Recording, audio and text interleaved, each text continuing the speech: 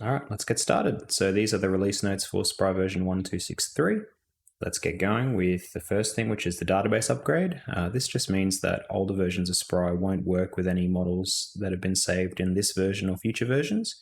We try to keep these updates pretty infrequent, but just means that if you create a model or save a model in this version, then you can't supply that model to somebody who's using an earlier version of Spry. Now we've got some new aggregation options. So in the deposit table, let's have a look. We've got text aggregation options now, which weren't an option before. So we have first, last, single and distinct. First and last aggregation are also available for any other types of fields where it makes sense.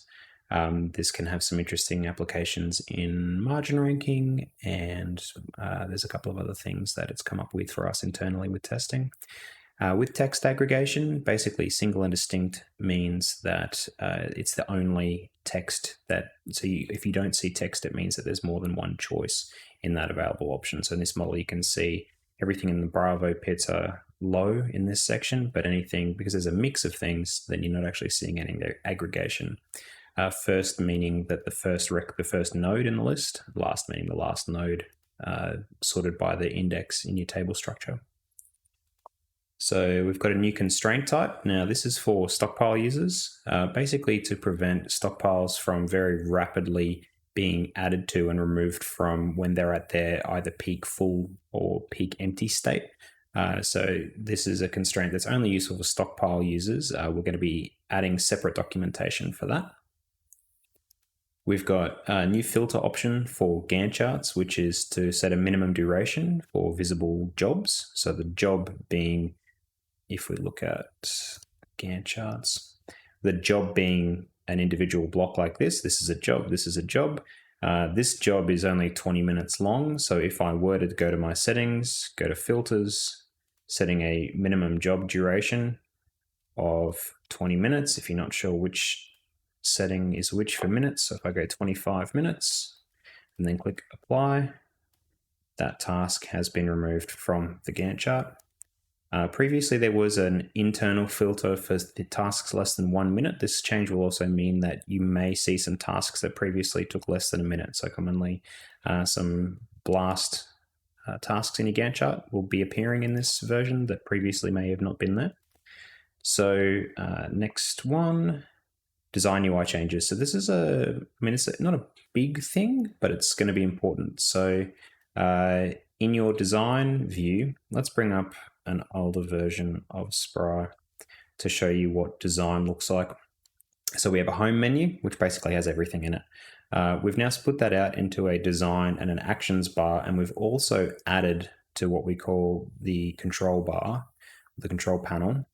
We've added more options. So basically, if you want to see all of the options that were available previously, the actions tab along with an expanded control bar are going to be what you're looking for. So in terms of a couple of other minor changes to design, in order to start bringing some design actions into line visually, so icons and also nomenclature, we've renamed a couple of the tools, and also there are a few new icons. So if you have a look at the old version, you can see, for example, we've got move points, which previously had move points, and move point Z has now been split out to 3 separate options.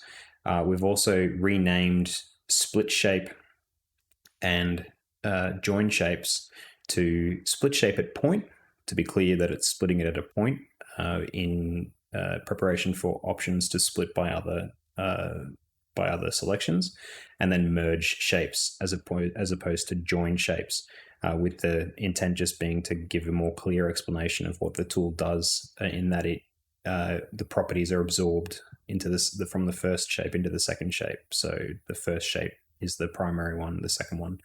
The behavior itself hasn't changed, but just the naming of it has changed.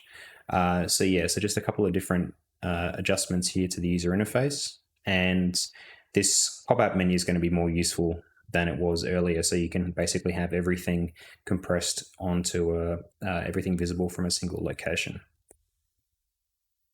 And then finally, in terms of the major changes, the min and max functions. So the in expressions now can accept more than one value, more than two comparison values. So if you want to select more than one value in a min or a max now, basically you will see that the max function now takes an n number of variables. So you can put 1, 2, and 3 in there and it will return 3, as opposed to before it only could take 2 numbers at a time. So that can be quite handy in certain situations.